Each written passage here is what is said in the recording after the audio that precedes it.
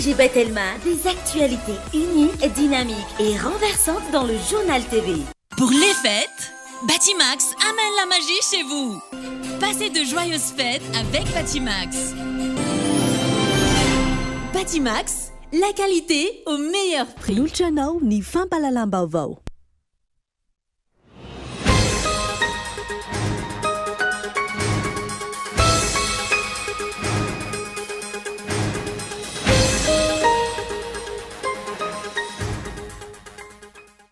Antony maro no mahatonga ny misy ahafahasimban'ny lalana eto amintsika ary mitazona ny laharana voalohany amin'izany ny tsy fahaiza-mitatana ataon'ny mpitondra. Rehefa maro ny loza miseho, ny fahasimbana sy ny ainana fohy vokatra izany vao milaza ny mpitondra fa iroso amin'ny fanamboarana. Fotoana fanamboarana lalana ve anefa amin'izao vanim-potoana izao. Tsy vitan'olo tokana na antoko politika iray ny fampandrosoana ny Madagasikara fa mitaky fiarah-miasa sy fanomezan-tanana avy amin'ny tsirairay hoy ny Front National ny antoko malagasy miara-miainga Ajo Andriananarivelo androany nandritra ny fiaonany tamin'ireo vahoaka tao amin'ny komina Antohibe ao amin'ny distrikany Betavo. Manoloana ny fiatrehana ny fifidianana amin'ity taona ity, nanentana ny vahoaka azoto isoratra anarana sy tsy hivarotra ny safidiny ihany koa ny Front National ny antoko malagasy miara-miainga. Maro amin'ireo mpianatra amin'izao no voatery miala andaharana tsy tody hatramin'ny farany vokatry ny fahantrany ireo ray aman-dreny. Ho an'ny sekoly ambaratonga ambony sy miankina amin'ny fanjakana nanaovana fanadihadiana, tafiakatra hatrany amin'ny 530 izany fialana andaharana izany noho io fahantrana io. Nanao famelabelara-kevitra mahakasika ny boky Ambatomanga le silence de la douleur tetsy amin'ny musée de la photographie Andohalo Androany i Michel Rakotson mpanoratra malagasy. Famelabelara-kevitra nataon'ity farany ny mahakasika ny fahatongavan'ny fanjanahantany teto Madagasikara ny taona 2025. Eo amin'ny maresaka iraisam-pirenena any Grèce no foanan'ny fitsarana ny fanarahan-dihy an'ireo mpilatsaka an-tsitrapo miisa 420 tao amin'ny nosy Lesbos. Io no fanapahan-kevitra noresan'ny fitsarana any an-toerana taorian'ny fanakianana sy ny fiampanganana nataon'ny firenena mikambana sy ny ONG. Ny andinindinireo avy hatrany.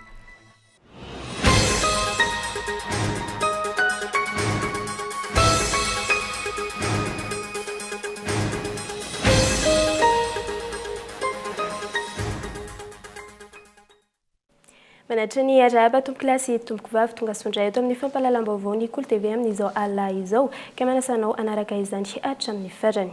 Ny matoan-dahatsoratra indray no anokafantsika ny fotoana ny fampalalam-baovao amin'ity androany ity. Antony maro no mahatonga ny fahasimban'ny lalana eto amintsika ary mitazona ny laharana voalohany amin'izany ny tsy fahaiza-mitatana ataon'ny mpitondra. Rehefa maro ny loza miseho, ny fahasimbana sy ny ainana fohy vokatra izany vao milaza ny mpitondra fa iroso amin'ny fanamboarana. Fotoana fanamboarana lalana ve nefa amin'izao vanim-potoana izao. Fanampanazavana hoentin'ny Gaëtan Andriatsilavo. Iankinan'ny toe-karena sy ny lafin-javatra maro ny lalana izay mampifandray ny faritra maro eto Madagasikara. Afaka mivezivezy ankalalahana ny mponina, afaka mivoaka ny vokatra ary misy ny takalo ka mampiaina ny fiarahamonina isan'ny tokony noho ny fisiany io lalana io. Ny mifanohitra tanteraka amin'izany anefa ny zava-misy raha ny lalana eto Madagasikara amin'izao fotoana no jerena. Ratsy, feno lavadavaka, tapaka, mampididoza, mampirongatra ny asan-jiolahy ary amoizana ain'olona maro. Miteraka voka-dratsy eo amin'ny fivoaran'ny toe-karena ihany koa io faratsy ny lalana io. Tsy afaka mivoaka ny vokatra, mitoka-monina ny faritra sasany, any ka misondrotra izay tsy izy ny vidin'entana, ilaina amin'ny fiainana andavanandro ny mponina. Raha anome ohatra, ireo lalam-pirenena azo lazaina fa mbola tsara no mora tany saina kokoa raha mitamina ireo lalam-pirenena efa simba sy potika tanteraka. Izany hoe, betsaka ireo lalam-pirenena napotika amin'izao fotoana ka mampitaraina ireo mpampiasa lalana. Antony maro no mahatonga io fampitian'ny lalana io, fa mitazona ny laharana voalohany amin'izany ny tsy fahaiza-mitantana ataon'ny mpitondra fanjakana. Vao omaly, nanazava ny filoha nasionaly ny antoko malagasy miara-miainga izay ministry ny asa vaventy teo aloha fa isan'ny antony tsy nahafahana ny kojakoja ka nahapotika tanteraka ireo lalam-pirenena amin'izao fotoana ny tsy fivoahan'ny vola natokana hikojakojana ny lalana nandritra ny fotoana ny tantanany ny ministera. Lasa ny andro ny sonian'ny filoham-pirenena sy ny praiminisitra ny famoaham-bola raha ny fanazavany. Efa voafaritra mazava tamin'izany anefa fa ilaina ary tokony atao lara-pahamehana ny fikojakojana sy ny fanamboarana ny lalana isoroana ny zava-mitranga tahaka izao ihany antsika kehitriny izao. Izany hoe efa nitsinjo mialoha ny olana mety hitranga ny minisitra tamin'izany fotoana saingy no dia tsy hita ka tsy nohainoana noho ny antony maro samihafa. Midika ihany koa izany fa raha mpitondra mahay mitantana ny firenena tokony hahay mitsinjo mialoha ireo olana mety hitranga. Tsy izany anefa no hita amin'ireo mpitondra firenena ankehitriny. Rehefa mitombo isa ny fahavoazana sy ny loza ary indrindra ny vokatra tsy ateraky ny fahasimban'ny lalana eo amin'ny sehatry ny toe-karena vao mikoropaka ary milaza fa iroso amin'ny fanamboarana. Rehefa nanambana itokona ireo mpitatitra amin'ny fiaravaventy amin'ny lalam-pirenena faharoa vao milaza fa irosona ny volana febroary ho avy izao ny fanamboarana. Efa ela nefa no nanaovana antsoavo ny tokony jerena iny lalana mampitohy an'Antananarivo sy Toamasina iny saingy toa tsy nasiana teny ka ny fanamboarana ny autoroute indray no nametrahana vato fototra. Fotoana maitsoatra isika izao, fotoana mahabetsaka ny rotsakorana ary fotoana fandalovany rivo-doza ihany koa. Fotoana anamboarana ny lalana ihany koa ve? Tsy vitan'ny olon-tokana na antoko politika iray ny fampandrosoana any Madagasikara fa mitaky fiarahantantana sy fifanomezan-tanana avy amin'ny tsirairay ho ny Front National ny antoko malagasy miaramiainga ajo Andriananarivelo androany nandritra ny fionany tamin'ireo vahoaka atao amin'ny commune Antohibe atao amin'ny distrikany Betavo manoloana ny fiatrehana ny fifidianana amin'ny taona ity nanentana ny vahoaka azoto isoratra anarana sy tsy varotra ny safidy ihany koa ny Front National ny antoko malagasy miaramiainga fanampanazavana hoetiny Henri Florian. Lafiny zavatra maro no tsy mandeha araka ny tokony ho izy manoloana ny fitantanan-draharam-panjakana eto amintsika amin'izao fotoana any ka lasa mikorosofahana ny fiainam-bahoaka. Mila mpitondra samanova ny fomba fitantanana ny firenena ny vahoaka malagasy ipetrahany fitsinjaram-pahefanantena izy hoy ny filoha nasionaly ny antoko malagasy miaramiainga androany nandritra ny fionany tamin'ireo vahoaka atao Antohibe ao anatin'ny distrikany Betafo faritra Vakinankaratra. Ny commune Antohibe izay manana be ny tanàna lany tamin'ny anaran'ny antoko. Tsy tokony andrasana ny fanjakana fohy be ny fanatanterahana ny vinam-pampandrosoana hoy hatrany ny filoha nasionaly ny antoko malagasy miaramiainga fa tokony mandray izay andraikitra sy adidy tandrify azy avy hatrany ny tompony andraikitra isan'ambaratongany ho tanteraka ao anatin'ny fotoana fohy ary tena hipaka amin'ny fiainan'ny vahoaka malagasy ny asa izay ataon'ny tsirairay. Mitaky fifanomezan-tanana avy amin'ny tsirairay ankilany ny fampandrosoana ny firenena fa tsy vitan'olon-tokana. Miainga amin'ny isa-tokantrano ihany koa ny tarafana ny fampandrosoana ny firenena. Satria izahay tsy mieritreritra fa izahay irery dia afaka hampandroso any Madagasikara fa isika menakavy mifanometanana no fa atsika manova ty tanànatsika sy firenentsika ity koa dia manentana atsika manentana anareo zay malala tanana sy mbola vonona mba hanampy an'ireo commune rehetrarehetra hoentin'ireo ben'ny tanàna ao anatin'ny antoko malagasy miaramiainga. Tsy manirikiliky izahay tompoko satria mahatsapa fa tsy mahavita tena irery ary mieritreritra fa ny fampandrosoana dia raha manana ary zay mahatonga ny anaran'ny antoko hoe malagasy miaramiainga. Raha mbola misy faritra eto Madagasikara tsy mandroso dia mazava ho azy tsy mandroso zany Madagasikara. Mandalo fotoan-tsarotra ny firenena araka ny voalazan'ny ray aman-drenina indray fitenenina rehetrarehetra ary tsapantsika izany tsy hifandangy isika tsy hifamitaka isika ka ilaza fa mandeha ny firenena mandeha sa tsy mandeha izao na iny na fomba filaza na iny na fomba fiteny misy ny asa atao reo ezaka ataon'ny tsirairay avy fa ny voalohany anametarana hoe mandeha sa tsy mandeha ny firenena aiza ao ambilany marina sa tsy marina rehefa tsara ny ao ambilany sy ny ao tokantrano ny tsirairay avy dia miandroso zany ny firenena fa raha miemitra ny ao tokantrano ny tsirairay avy dia tsy mandroso ny firenena. No amafisy ny filoha nasionaly ny antoko malagasy miaramiainga nandritra ny fionany tamin'ireo vahoaka atao Antohibe ihany koa fa hiatrika ny vanim-potoam-pifidianana ny vahoaka malagasy tsy vaky volo amin'ity taona 2024 ity ary nanentanany ihany koa ny isam-batan'olona isoratra anarana ao anatin'ny lisitry ny mpifidy. Zava-dehibe ahafana manova ny tantaram-pirenena ho hatrany ity farany ny fifidianana ka nanaingan'ny ny rehetra azoto andray anjara amin'izany. Ary mbola ezaka mbola ezahana dia ho an'ireo ihany ka dia manentana atsika miantso atsika mihitsy andao ifanometanana fa raha zahatra nasionareo dia Antohibe azo atao tsara ny mampandroso ny firenena rehefa amin'rahina ny malagasy tsirairay avy ao anatin'ny tsy fanavakavahana sy ny fanaovako alakibika tsy diko tare. mandraisitsika andraikitra, mandraisitsika adidy zay tandrifetsika amin'ny sehatra maro samihafa, ho avy ny fifidianana amin'ny soratanarana, arao maso a ny lisy mpifidianana, omeo tanana reo lehibe ny fokotany a, mba ho voasoratra ao daholo ny malagasy rehetrarehetra tsy akanavaka, fa indrindra aza midy ny safidinao rehefa tonga ny fifidianana, satria rehefa manao safidy tsara ianao a, hitanao amin'izao be ny tanàna zao a fa mahavita zavatra izy a, satria tena ny safidy a madio sy mangarahara ny nametrahanareo azy teo. Marina sa tsy marina? Dia manantena izay a, fa mbola itoy izay fiaraha-miasanareo a amin'ny be ny tanàna zay a, fa mahavita azy mitsangana ianao monsieur le maire. No amafisiny hatrany fa zava-dehibe ny fametrahana ny fitsinjaram-pahefana tena izy eto Madagasikara, ny fanomezana fahefana ny mpitondra isan'ambaratongany izay miteraka fampandrosoana sy mamaly ihany koa ny filanimponina miainga eny fotony. Nandritra ity fotoana ny ao an'ny filoha nasionaly ny antoko malagasy miara-miainga sy ny loholon'ny Madagasikara izay lany teo anivon'ny faritany Antananarivo tamin'ny vahoaka tao Antohibe ity ihany koa, no nanoloran'izy ireo fitaovana maro samihafa entina hanampiana teo anivon'ny komuna amin'ny asa fampandrosoana izay ataony be ny tanàna lany tamin'ny anaran'ny antoko. Adidiny antoko raha ny fanazavana trano ny manome tanana ireo be ny tanàna izay lany tamin'ny anaran'ny antoko, ka izany indrindra no antony izao famangina sy fanomezana tantsoroka izao. Lafim-baovao hafa kosa indray tsy hita intsony ankehitriny ny antsoina hoe séparation de pouvoir eto amintsika fa ny fahefana mpanatanteraka no mibaiko vokatra izany. Lazaina fa hamitady seza na hamikesany anakorotana sy hampiditra krizy avokoa ireo maneho hevitra mahakasika ny fijaliana sy ny fahoriana iainan'ny mponina noho ny fahantrana lalina amin'izao. Fanadiadinika eto Andriatsilafo. Samy manana ny andraikitra sahaniny amin'ny fitantanana ny firenena ny fahefana mpanatanteraka, ny fahefana mpanao lalàna ary ny fahefana mpitsara. Tato ato anefa ny anazovana hatrany ny fitsabana andraikitra ataon'ny fahefana mpanatanteraka ka niteraka olana maro amin'ny fitantanana ny firenena sy ny anivon'ny fiarahamonina. Mijanona ho resaka sisa, tsy misy intsony ilay antsoina hoe séparation des pouvoirs eto amintsika raha ny faneho-kevitra nataon'ny Sojabe avy any amin'ny faritra Atsimo Atsinanana. La séparation du pouvoir, ça n'existe pas exactement à Madagascar. C'est un symbole. Tsy misy eto Madagasikara ny séparation des pouvoirs, anarany fotsiny. Ny fahefana mpanatanteraka no mitondra ny rehetra, ka ny sefon'ny mpanatanteraka ny sefon'ny rehetra.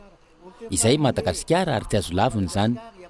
Tsy misy fanapaharam-pahefana eto Madagasikara, ary ny lehiben'ny fahefana mpanatanteraka no lehiben'ny zavatra rehetra. Any ka tsy misy demokrasia intsony amin'izao fotoana. Ny demokrasia eto Madagasikara raha ho resahako kely dia demokrasia jadona.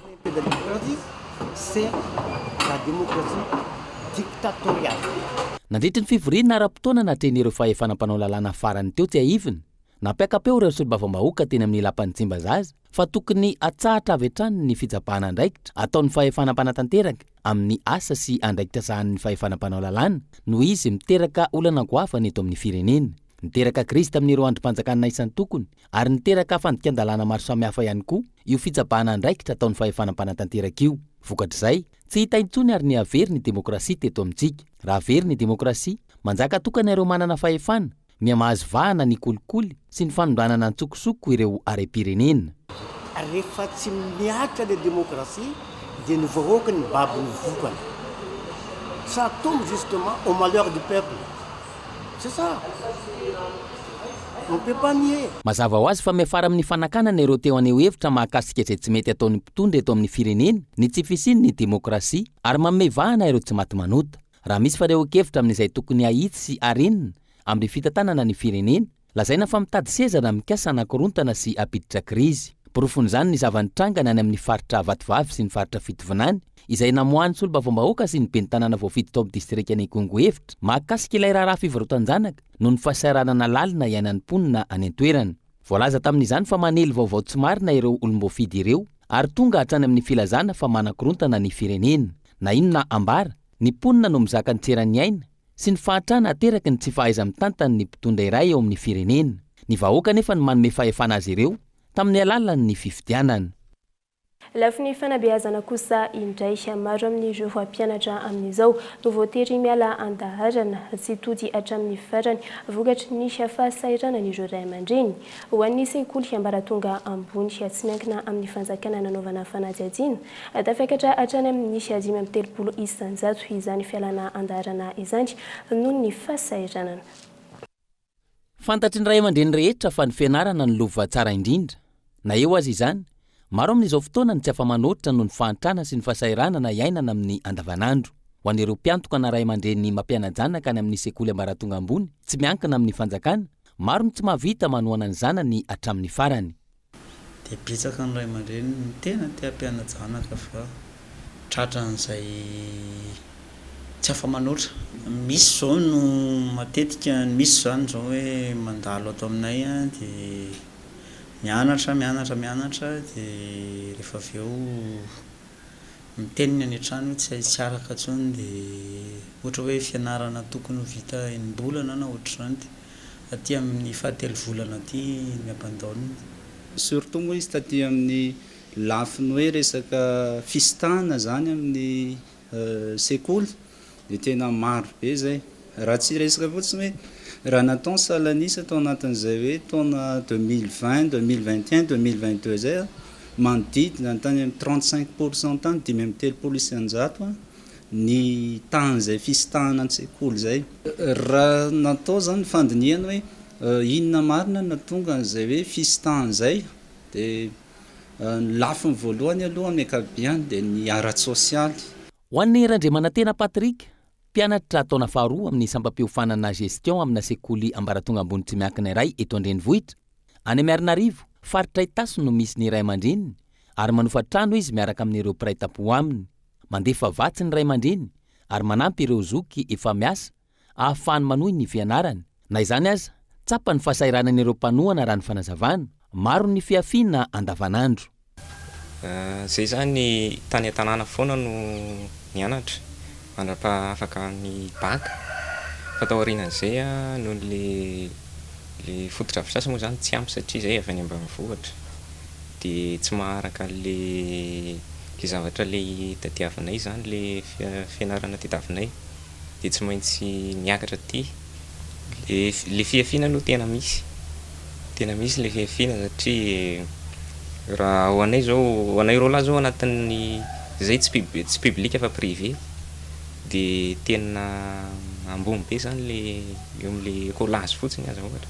Fa fahaizana mitsity zany no tena misy. Ohatra hoe zay zao matetika tsy misakafo atoandro satria ny fianarana mitohy mandrapahariva dia tsy maintsy amin'ny hariva zany ianao vao misakafo. Fanamby apetraka ny tsy andarak'ilombiandoha hoy ny zoky ny manoloana ny filofosana ataon'ireo ray aman-dreny sy ny zoky, na eo aza ireo rendrarendra maro misarika.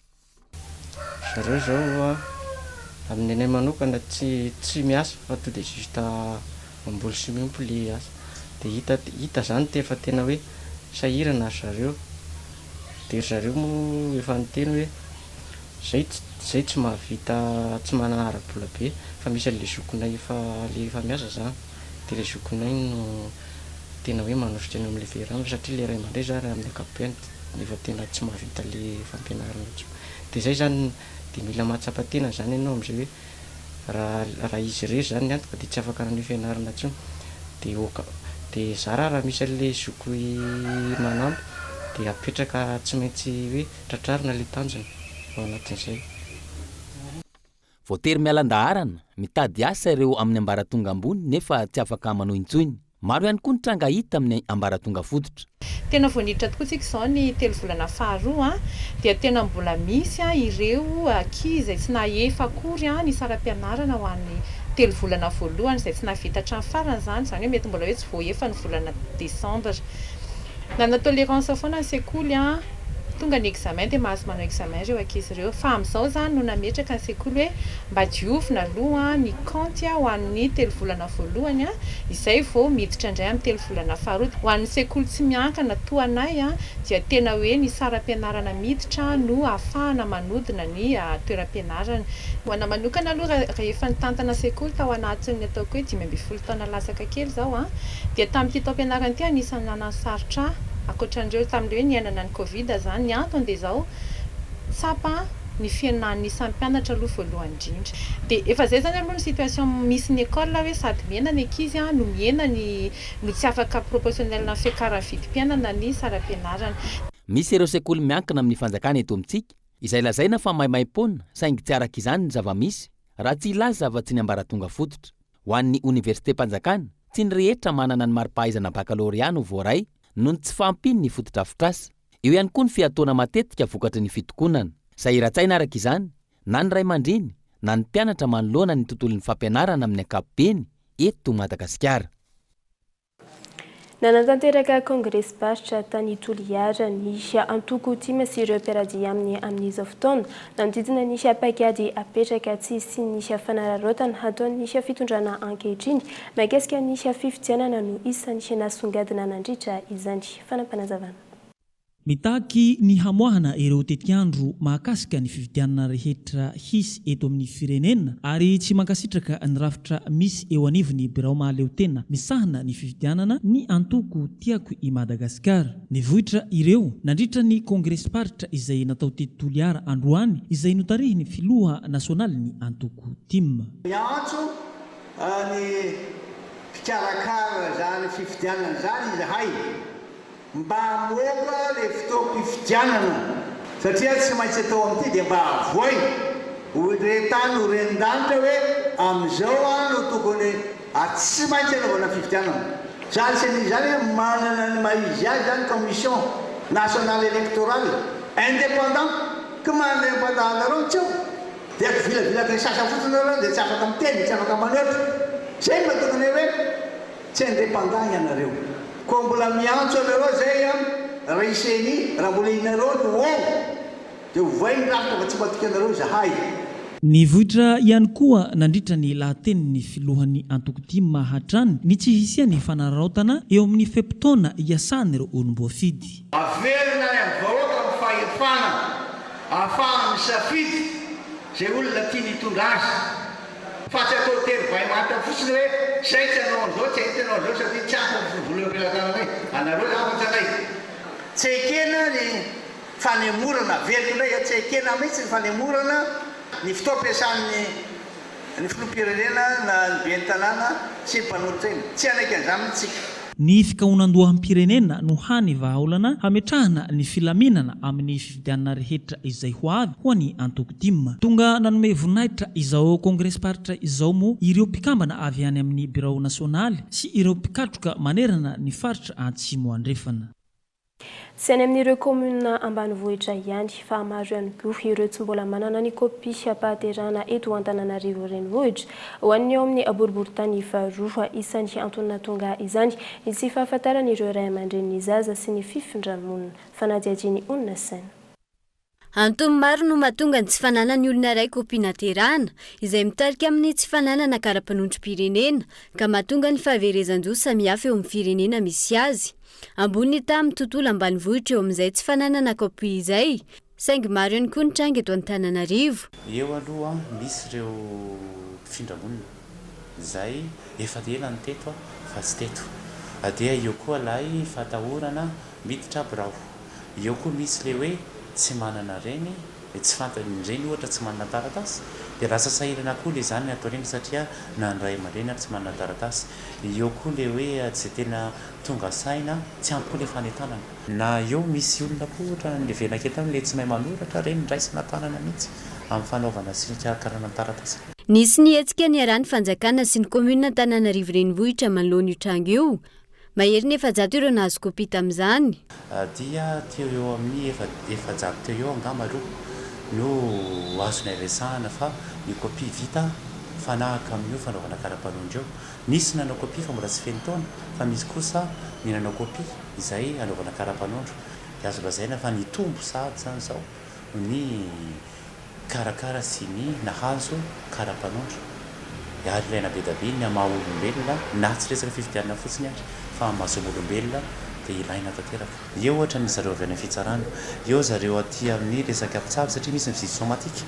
Eo koa eny amin'ny amin'ny fiarahamonina rehetra ilaina koa ny vava-olombelona. Ireny zany mahafantatra ny mponina eny an-toerana amin'ny hoe tena mitombona tokoa ve, tena tokoa ve dia ireo zany misehatra ireo. Eo koa ny polisy Ilaina ny fanamafisana ny fanentanany ny fotondra ny fanazavana, ampahafantarana ny sambatan'olona ny amin'ny mahasarobidy ny fananana ny kopia sy ny karapanondrom-pirenena. Dia izay lafim-baovao izay no entintsika misy eto kely atao anatin' ireto dokam-barotra ireto. Ndao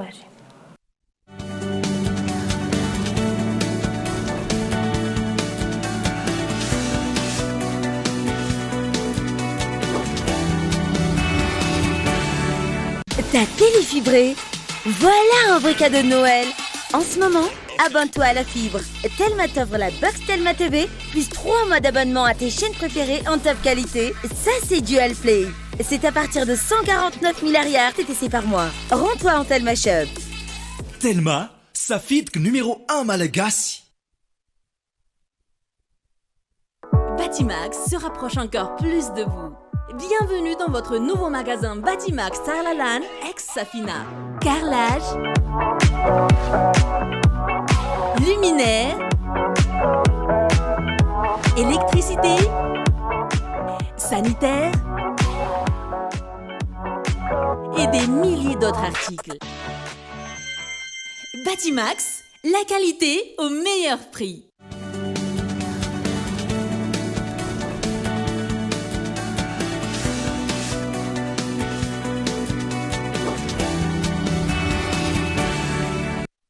Tavaverina indray eto amin'ny fotoana ny fampahalalam-baovao isika isan'ireo firenena manan-karena harena voajanahary kanefa manana tany ambony indrindra amin'ny hafantrana i Madagasikara raha ny tatitry ny banky iraisam-pirenena tsy mbola maro toerana ihany koa ny lafiny politika natoekarena eto antoerana 3 taona taty aoriana izay nisy ny krizy ny fanisy fanampanazavana oentin'ny fitianokolo. Nanjary fahazarany malagasy maro miaina anaty fahasahiranana lalina. Tsy eo amin'ny sakafo hoanina fotsiny ihany. Hitatahatra izany hatramin'ny trano fonenana izay tsy manaraka ny fenitra ara ny fanadihadiana.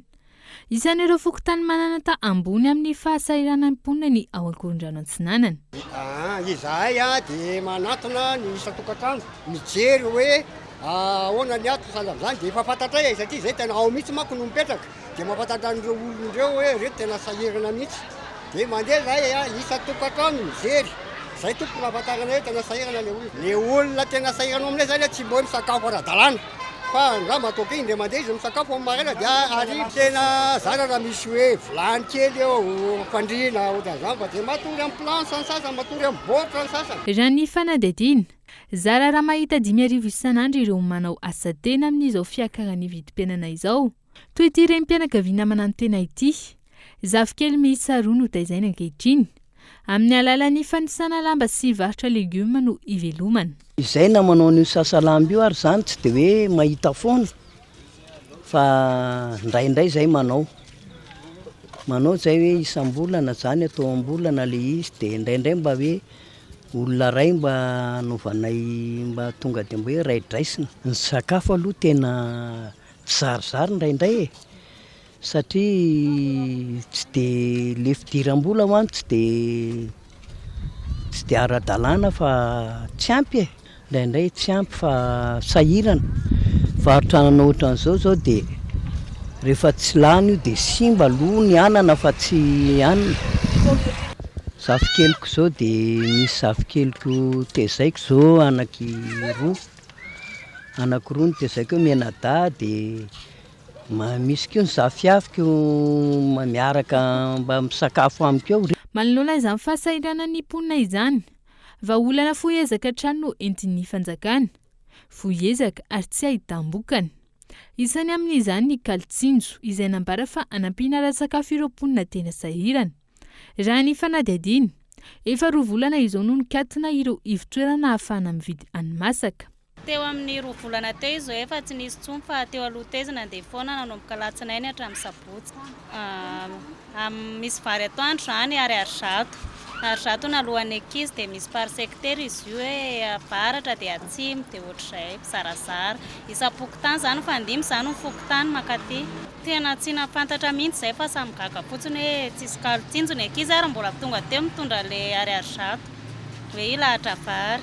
Fa samy tsy nafantatra hoe inona fa samy gaga fotsiny fa tsisy. Hiakatra trano ny tany fanitrana eto Madagasikara raha toka tsy misy ny fandraisana fepetra sy fitondrana fanatsarana amin'ny politika am-pampandrosoana.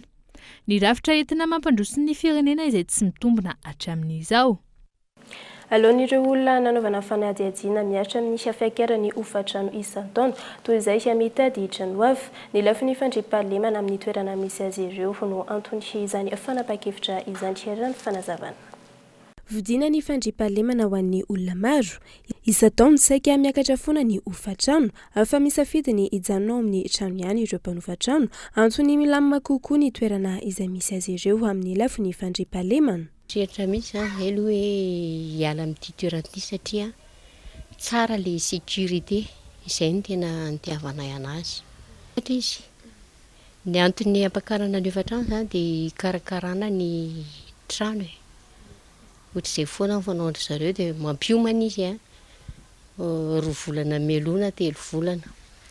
Nipetrarako zao mpianatra daholo mipetraka ato dia namboarina tsirairay le hevitra dia miakatra arak'izay konkoa le hofatrano.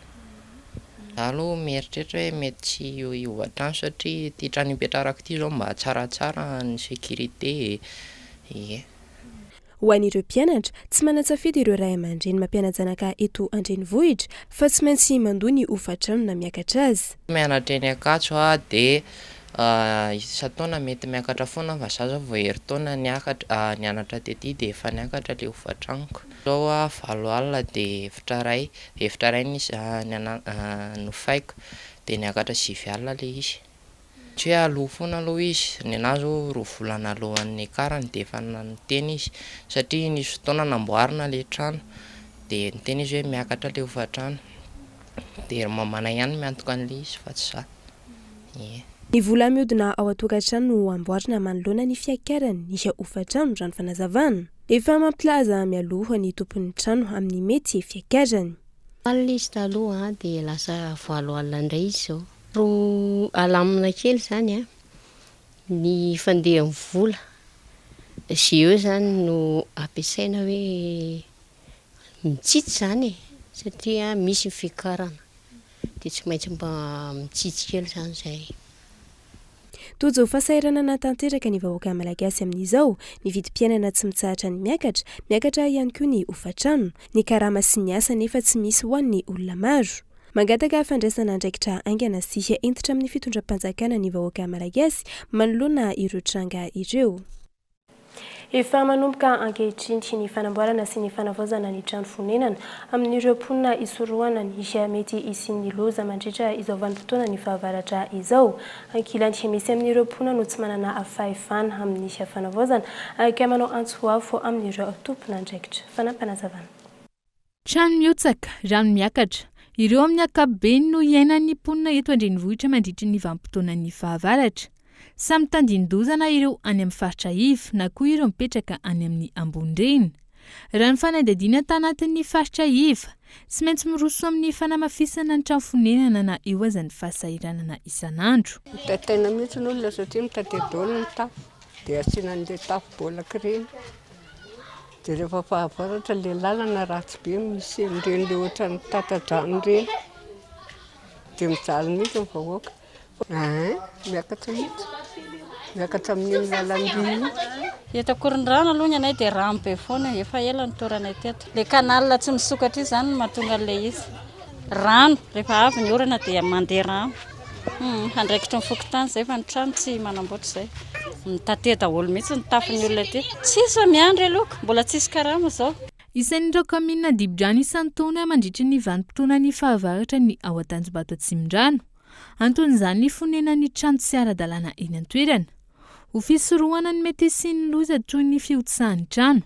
Miroso amin'ny fanalana ireo olona tandindozany eny anivon'ny kaminina. Ny fipetrana tamin'ny fotoana dia mbola mitohy misy moa ny olona malheureusement ao amin'ny tampon-tanàna misy trano efa tadirodana dia ny sorona ilay olona fa tsy nety moa izy. Ianao nefa manana andraikitra lasa miteraka olana ilay izy nefany mampiandraikitry ny tanànanao voalohany dia tsy maintsy fiarovana ny an'ilay olona nataonao fa tsy kory mame an'izay safidy izay dia mampiseho kely ilay autorité zay nisy trano anankiroa zao fa sécurisena tsy azo hipetrahana tsony dia nandray andraikitra izay niresaka tamin'ny havan'ireny olona ireny mba hipetraka any amin'ny toerana en sécurité kokoa dia ilay olona mipetraka any amin'ny toerana Iva tenenina demelo aonge tsy maintsy misy toerana andehanana lakana efa fantatra nandritry ny 20 taona zany raha nitatitry ny meteo itony rotsankorana eto avoantany raha ny hita tao anatin'ny volana maro nanomboan'ny fitoam-pahavaratra maro ireo takaitra vokatry ny rotsankorana na eto avoantany na any amin'ireo faritra samihafa. Manao sarotra ankehitriny ny famoaham-bokatra ho an'ireo tantsaha ao amin'ny komuna Akadimanga anton'izany ny fahasimban'ny lalana any an-toerana izay tsy misy fikojakojana sy fanamboarana tao anatin'ny roa taona. Manao antsoavo amin'ny tompon'andraikitra manoloana izany ireo mponina. Fanampanazavana hoentin'ny Abraham Randriamana. Misedra olana amin'ny fampiakaram-bokatra amin'izao fotoana ireo tantsaha ao anatin'ny komuna Akadimanga. Nandritry ny taona maro tsy nisy asa fanamboarana na fikojakojana ny lalana ivoan'ireo vokatra. Ny komuna Akadimanga izay 7 kilometatra miala ny Antananarivo renivohitra. Miantraika mivatana amin'ny seha-piariana ho an'ireo tantsaha sy ireo mponina araka izany io faratsian'ny lalana io. Vokatra zany tena miakatra aty, voatavo, vary, ovy. Nefa ny vokatra io rehefa tena miakatra amin'izao lalana ratsy tonga any ambany andro le rony tobile. Ngamba efa ray volana mahery kely ngamba zay nisy accident tao hoe andeha ho any andefana ho any aprika zany dia any teo ambany tetezana andro lafo teo zany kidi zany le tobile dia teo andro le rony zany dia efa maverina eo tsy tonga antsony zay. Efa nisy ny fangatahana nataony teo anivon'ny komuna ho an'ireo tompon'andraikitra isan'ambaratongany saingy tsy nisy valiny izany hatreto raha ny fitarainan'izy ireo. Mpamboly ny akamaroniny aty ary maro ny vokatra mengy aty anivon'ny komuna Akadimanga raha tsy resaka fa tsy ny hoe ovontsika ny vary ny voatavo izay tena mamatsy ny tsena nanosy be ray manontolo mihitsy izy io ka misy fiantraikany be dia be le izy amin'ny famoahana ny vokatra io satria amin'izao fotoana izao tsy tafidina tsony ary amin'ilay atao hoe fokotany andolafy ary ny tomobile rehefa tamin'ny rotsakoatran'io ny orana dia matetika zany le vokatra simba fotsiny eo fa tsy tafavoaka fa izy io zany efa nisy fotoana hoe efa ho amboarina mihitsy izy io efa ny fanaraka teo zany fa hoe ho atao le lalana fa dia tsy fantatra moa hoe noho ny antony ahoana loatra fa mbola tsy tatiraka moa izy hatramin'izao. Manao antsoavo amin'ny tompon'andraikitra amin'ny fanamboarana ireo lalana miantoka ny famoaham-bokatra amin'ireo komunina manodidina izay miantoka ny famatsiana ireo tsena eto an-drenivohitra araka izany ny tompon'andraikitra eny fotony manoloana ny avanimpotoam-pahavaratra ankehitriny. Ho tanterahana ao Lyon France ny alakamisy 7 ny volana janoary ho avy izao ny International Catering Cup 2023 isan'ny mandray anjara amin'izany ny team Madagascar ahitana anisha fenzo Raja Malala chef d'équipe i Boudou Rakoutouma vao coéquipière ary Lalaina Ravelomana na coach isan'ny fampitana mivantana amin'ny alalan'ny streaming izany ho an'izay tsy afaka mihazo any Lyon mandritra io andro io. Lafim-baovao hafa kosa indray efa maro amin'ireo vehivavy no misafidy ny hividy ny volo tena izy rehefa analava volo na anova endrika. Efa maro ihany koa ireo toerana mandray izany saingy efa misy ny fepetra napetraka amin'ny fandraisana azy. Fanampanazavana. Tsy toy ny taloha fa efa andraisana vola ihany koa ny vola lava raha toa ka misafidy ny hivarotra izany ny tompony. Volo izay amboarina ary amidy indray avy eo. Saika efa lasa lamaody amin'izao ny fampiasana volo tena izy. Ho an'ity toeram-panaovana volo iray nanaovana fanadihadiana ity, isan'ny mandray volo amidy ihany koa izy ireo, saingy efa misy ny fepetra napetraka amin'ny fandraisana izany. Volo izay dia volo vidinay izay tsy mividy an'ilay volo efa tapaka. Le hoe volo efa tapaka avy ihany no entin'olona aty fa le volo hoe tonga eto misy olona dia izay no manapaka anazy. Isika condition ihany ka tsy hoe alaina daholo fa mila hoe volo tsara satria volo ampiasaina amin'olona ihany mantsy io volo io dia raha hoe volo efa misy problème be dia tsy mividy izay. Arakaraka le alava moa zany izy dia arakaraka ny ateviny dia partirany 50 000 ariary eo dia mihoatra tsy ferana arakaraka ny alava sy ny ateviny ihany. Izay fanarahanay fa le izy tsy misy barème hoe arakaraka tsy hoe amin'ny kilao na hoe ohatrohatr'izany fa arakaraka izay fanarahanay sy le tompony. Mbola mandalo tsigana maro ny fikarakarana ny volo rehefa avy tapahana raha ny fanazavana. Maro amin'ireo olona no mitady ny volo tena izy rehefa analava na hanova ny endriky ny volony raha ny fanazavana. Betsaka no olona tonga eo fa misy raikitra moa misy tsy raikitra le varotra. Fa ao anatin'ny herinandro zany mety misy olona eo amin'ny 5 eo. avadika extension moa lay izy na avadika tissage dia asiana colle dia avy eo dia apetaka amin'ilay olona arakaraky ny zavatra tadiavin'ilay olona koa hoe apetaka amin'ny anao lay izy raha atao extension na apetaka amin'ny fil izay ihany ny ataonay raha extension. Dia raha atao tissage indray izy dia zairina dia asiana pince na atao an'ilay atao tissage ohatrany hoe zairina reny koa ohatr'izao. Dia ity izy no apetaka amin'ilay olona rehefa atao hoe extension. Dia ity izy indray izy rehefa atao tissage dia avadika ohatr'izao. Dia avy eo dia asiana an'ity pince ity izy dia tonga dia apetaka fotsiny. Dia rehefa tsy an'ity pince ity indray izy dia ity zany ilay zairina ilay hoe randranina ilay volon'olona dia avy eo dia zairina amin'ny lohan'olona indray izy. Fa ity vrai cheveux. Maro ireo vehivavy no mitady sy misafidy ny ampiasa ny volotena izy raha ny fanajiajiana natao. Nanao famelabelan-kevitra ny boky Ambatomanga le silence et la douleur tetsy amin'ny musée de la photographie tetsy Andohalo Androany Michel Rakoutson mpanoratra malagasy. Famelabelan-kevitra nanazavany ity farany mahakasika ny fahatongavan'ny fanjanahantany teto Madagasikara. Fanampanazavana. Zava-dehibe ary antoky ny fampanjoana ny firenena ny fahafantarana ny tantarany aingany raha ny fanazavana. Ho an'ny Madagasikara, maro ireo tsy mahafantatra ny tantaram-pirenena akory, indrindra ireo tanora. Izany izay misy fiantraikany goavana eo amin'ny lafiny fampandrosoana ny firenena. Tsara mihitsy ny fahalalana ny tantara Madagasikara. Zao tsy dia miditra loatra amin'izany fahafantarany ny tantara zany tsony, indrindra ny tanora fa dia zay nataoko hoe ohatrany somary miazakazaka amin'ny business fa tsy miazakazaka mahafantatra ny firenentsika.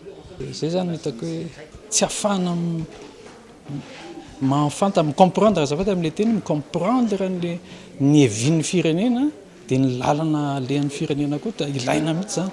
Fa tsy tonga dia hoe ny ahoavy foana ny jerena fa fahafantarana ny taloha koa ny afahana mijery hoe ay tokony ohatr'izao moa zany, ay izay nisy.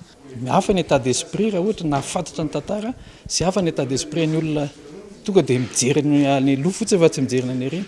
Ankilany, mitondra fatiantoka eo amin'ny lafiny fitantanana ny firenena, io tsy fahafantarana ny tantaram-pirenena io. Ny kolontsain'ny vakiboky izay mbola asa lavitrezaka ho an'ny Madagasikara manokana raha ny fanazavana hatrany. Amin'izao fotoan'izao ny ankizy indrisy tsy dia mamaky teny loatra. Fa izaho mametraka mazava tsara izay tsy mahafantatra ny tantaran'ny taniny dia ho very anjavona, ho resin'ny olona foana, ho zanahana foana. Anaraka fomba fiainana izay tsy mifanaraka amin'ny an'ny tena. Rehefa tsy hainao manao contrat aman'olona, rehefa tsy hainao ny antony anaovan'ny olona an'izany, lafilasy ianao manarakaraka foana ny zavatra entina ho anao, izay ngely nanjoa tamin'izany tsy fantany dia nanaraka-efa izy. Izay no manjoa amin'izao fotoan'izao, raha tsy mitandrina antsika dia hanaraka-efa fotsiny dia reberiben'ny olona dia ho resy foana, resy anady. Androany, nisy ny famelabelan-kevitra mikasika ilay boky nosoratan'i Michel Rakoutson, mitondra ny lohateny hoe Ambatomanga, le silence et la douleur, tetsy amin'ny musée de la photo Andohalo.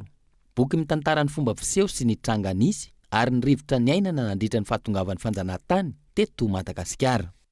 Eo amin'ny maresaka iraisam-pirenena kosa indray any Grèce no foana ny fitsarana ny fanarahan-jiha an'ireo fampilatsaka an-tsitrapo miisa 420 any amin'ny nosy Lesbos. Io no fanapahan-kevitra no raisan'ny fitsarana any an-toerana taorian'ny ny fanakianana sy ny fiampanganana ataon'ny firenena mikambana sy ny ONG.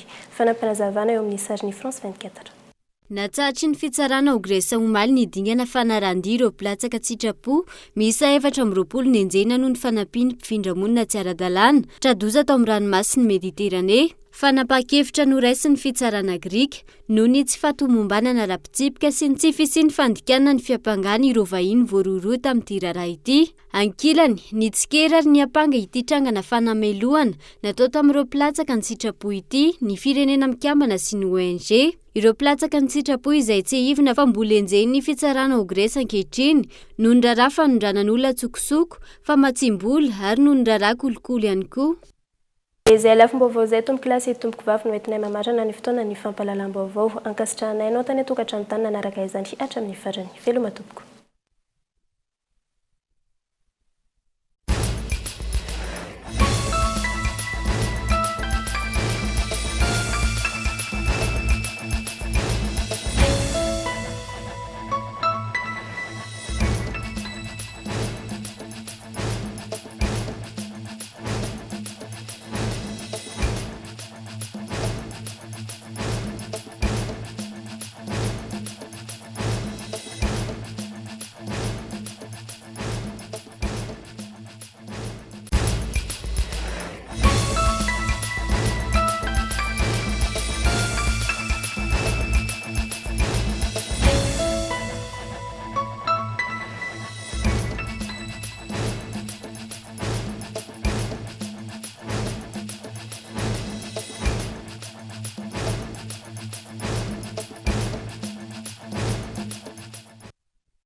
Pour les fêtes, Batimax amène la magie chez vous. Passez de joyeuses fêtes avec Batimax. Batimax, la qualité au meilleur prix. Vous a présenté Nivavo.